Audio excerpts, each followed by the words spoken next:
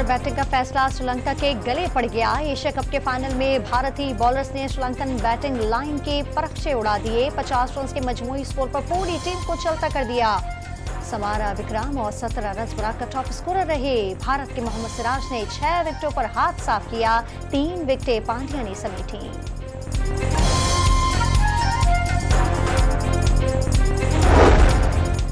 Lahore master plan case में परवेज इलाही को relief मिल गया। लाहौर की मुकामी अदालत ने साबिक वज़ीर आला पंजाब को केस से डिस्चार्ज कर दिया। परवेज इलाही डिस्चार्ज होने के बावजूद रिहा ना हो सके।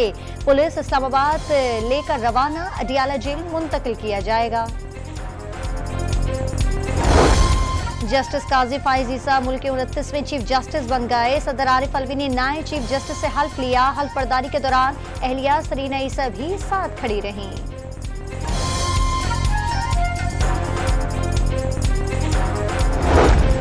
चीफ जस्टिस काजी फाइज ईसा ने प्रैक्टिस एंड प्रोसीजर एक्ट के खिलाफ दायर दरखास्तों पर फुल कोर्ट बेंच तश्कील दे दिया। समाअत कल होगी। समाअत कल बराह रास्त नशर किए जाने का इम्कान। सुप्रीम जुडिशल काउंसिल और जुडिशल कमीशन में अहम तब्दीलियां। Justice Ejazul Ahsan judicial council के रुकन, जबकि justice Munib Akhtar judicial commission का हिस्सा बन गए। निगरान वज़ीर आज़म अनवारुल हक काकड़ अमरीका रवाना। वज़ीर आज़म 22 सितंबर को UN जनरल असम्बली इजलास से खिताब करेंगे।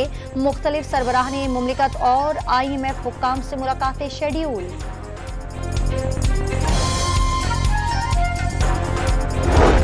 लीगी रहनुमा हनीफ अब्बासी ने जुल्फिकार भुट्टो से मुतालिक बयान पर माजरत कर ली। भुट्टो अजीम रहनुमा थे, एटमी प्रोग्राम की बुनियाद रखी। पस मंजर पीपल्स पार्टी की कारकर्दगी से मुतालिक था लीगी रहनुमा की वजाहत।